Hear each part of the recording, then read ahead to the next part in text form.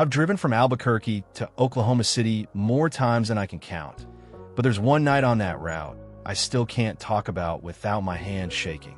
I can tell you the exact mile marker where everything changed, somewhere past Tucumcari, where the road stretches so far into the dark it feels endless. That was the night something stepped out onto the highway, something that shouldn't have been there, something I tried to convince myself I imagined. But the real trouble didn't start with what I saw. It started with what began following me after. The story came from a long-distance truck driver named Mark Reyes, a man who had spent more than 20 years hauling freight through the Southwest. He wasn't someone who scared easily. He'd handled broken axles outside El Paso, white-knuckle ice near Denver, and sandstorms outside Phoenix. But he said nothing came close to what happened during a late-night haul to Oklahoma City. It was a little past 11 p.m. when he left Albuquerque, heading east on I-40 with a full load of machine parts. Rain had been falling since Santa Rosa, steady and cold, tapping on the windshield in a rhythm that made the drive feel slower than usual. The highway was nearly empty. No taillights, no headlights in the mirrors. Just the dark, open stretch toward Tucumcari and the sound of the wipers scraping along the glass. Each time lightning flickered in the distance, it lit the desert for a second.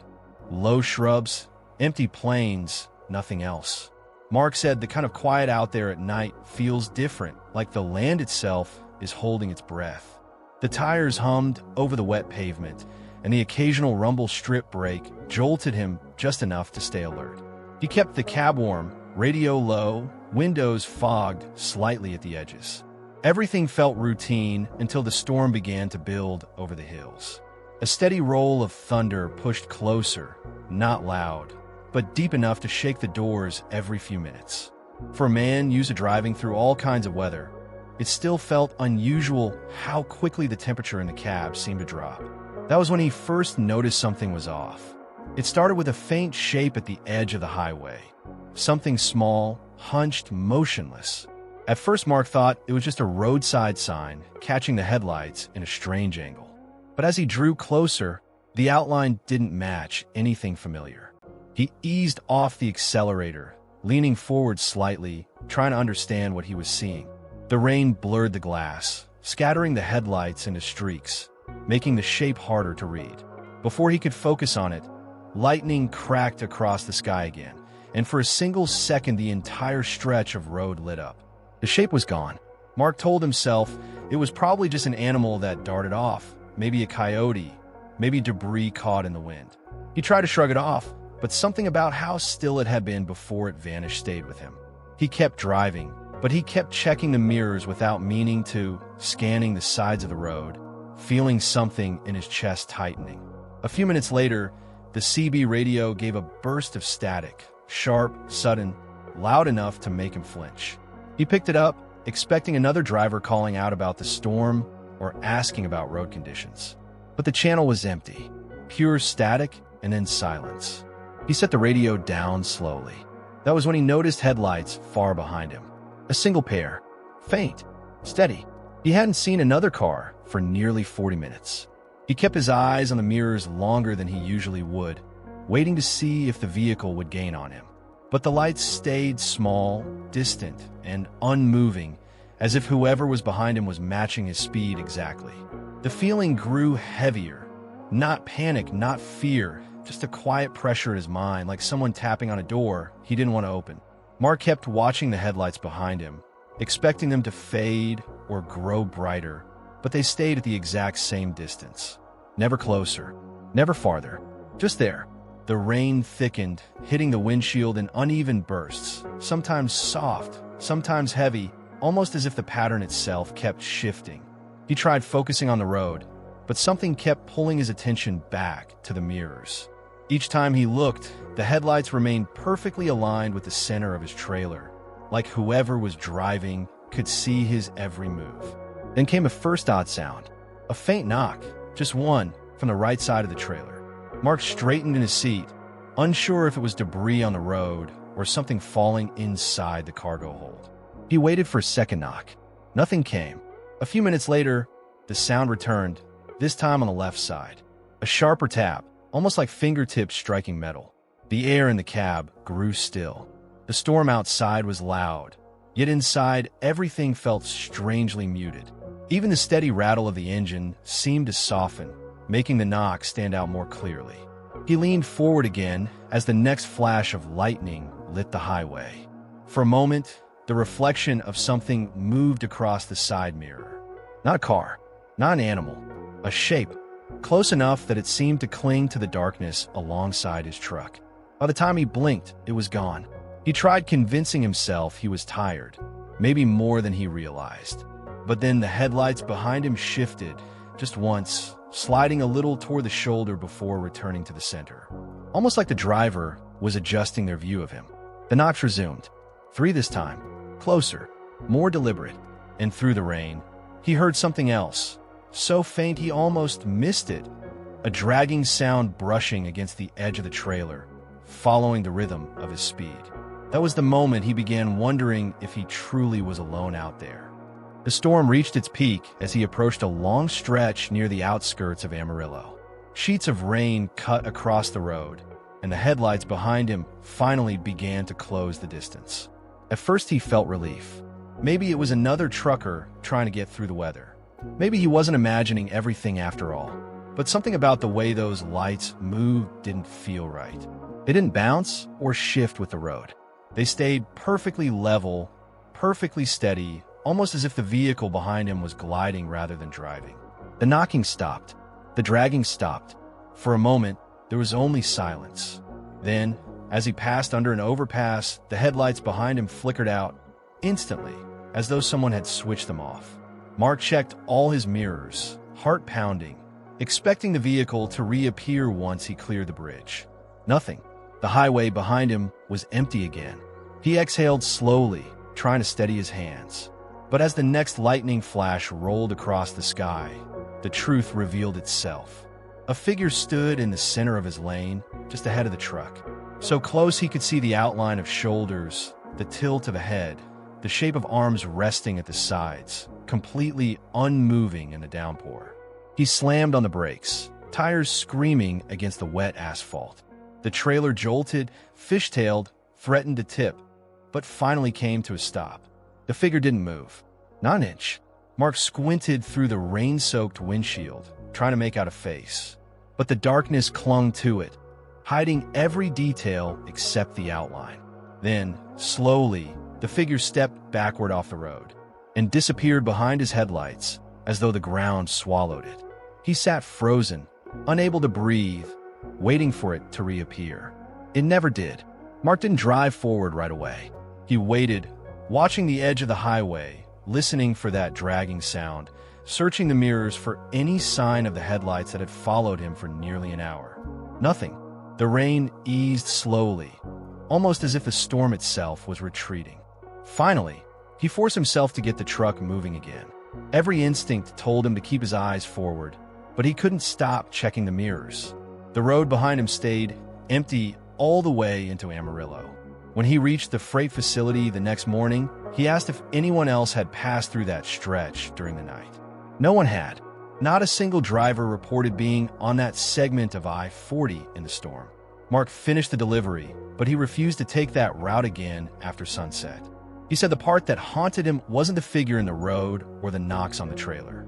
It was the way the headlights behind him moved, steady, controlled, and perfectly aligned, as though whoever was watching him from the darkness didn't need a road to follow. What stayed with Mark wasn't the figure itself or the knocks on the trailer. It was the silence afterward, the feeling that whatever had been tracking him didn't simply vanish when the rain thinned out. He said the highway past midnight has its own kind of presence, one that waits for the right moment to remind you how small you truly are out there. And the strange part?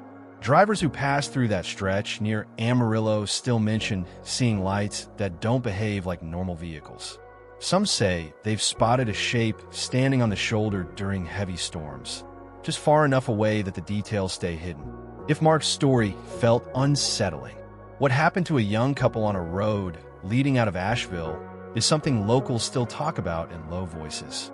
And their experience didn't start with a figure in the road. It started with someone calling their names from the tree line.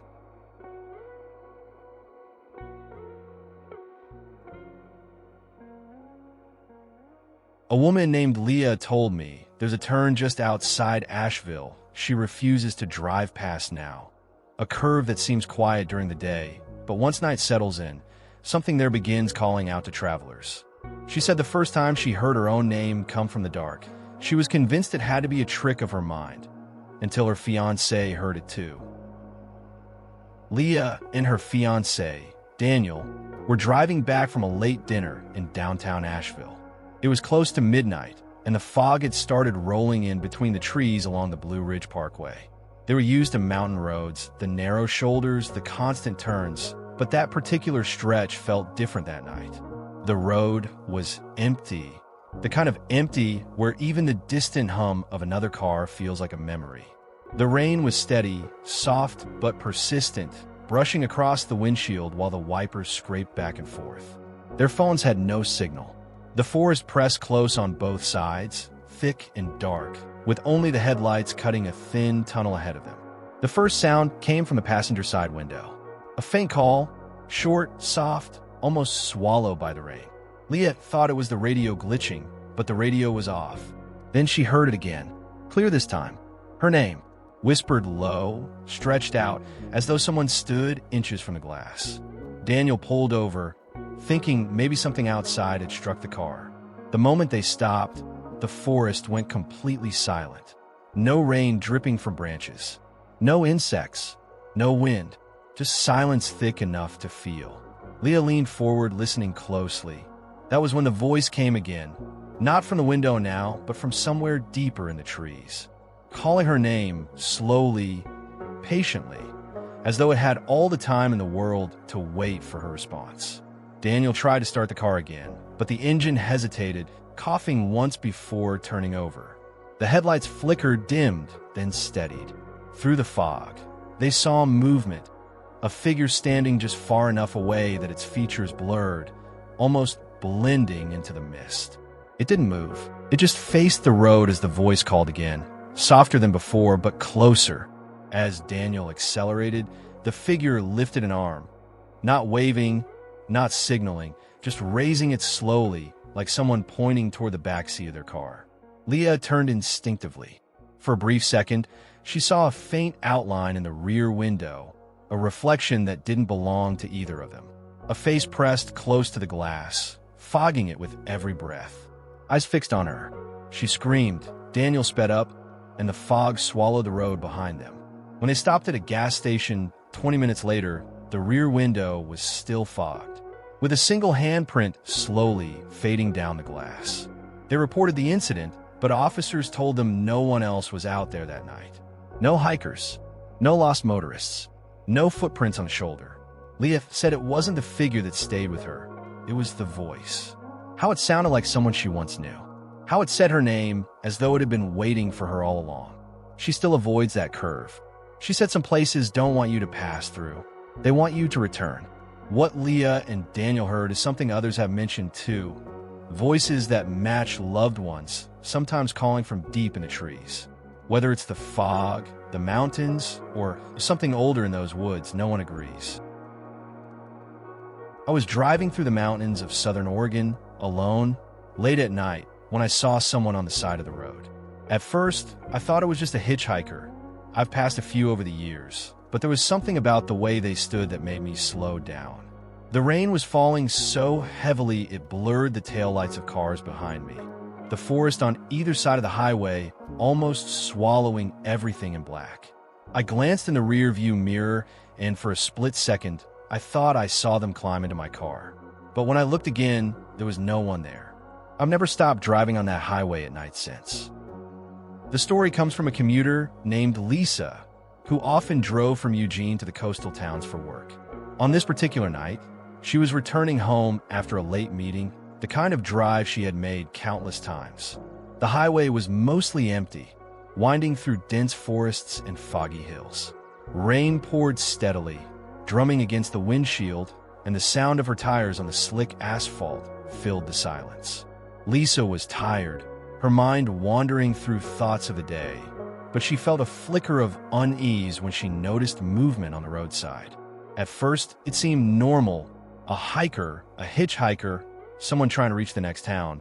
but the figure remained frozen, unmoving in the storm, as if staring straight through her. The forest around the road was dark and silent, the kind of silence that presses down, heavier than the rain. Something about that night felt wrong, but she kept driving, telling herself she was imagining it. Minutes later, Lisa noticed headlights in her rearview mirror, another car. At first, she felt relieved, thinking she was no longer alone on the road. But the headlights didn't pass her. They stayed at the same distance, maintaining pace. Every time the road turned, they mirrored her movements with impossible precision. Then, she glimpsed the figure again, this time closer to the center line. It was standing still, rain-soaking clothes, facing the road. Lisa's heart started to race. She blinked, looked away, and then looked back. The figure was gone. Her eyes darted to the mirrors. The other car's headlights were still there, following. And somewhere, just beyond the sound of the rain, she thought she heard a soft knock on her window. Lisa's grip on the steering wheel tightened. The storm seemed to grow louder, thunder echoing through the hills, masking any distant sounds. Every curve she took, the figure appeared again, sometimes on a shoulder, sometimes just off the road, always standing, always watching. The rearview mirror reflected the faint glow of headlights, moving like a shadow that never fell behind. At one point, the headlights vanished entirely, and for a heartbeat, the highway seemed empty. But then, in the reflection, she saw it. Someone sitting in the passenger seat beside her, wet hair clinging to their face, silent, staring. Lisa jerked her head around, and the seat was empty. Only the rain, only the night, and the unbroken stretch of road ahead. As she reached a small bridge over a creek, Lisa's headlights caught something impossible.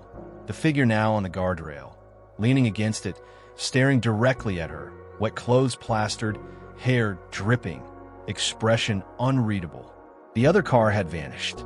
She pressed the accelerator, her tires skimming the wet surface, and glanced again, gone. Later, after reaching a gas station in town, Lisa would learn from a local that no one had been seen walking that stretch of highway for years. Hitchhikers? Unheard of.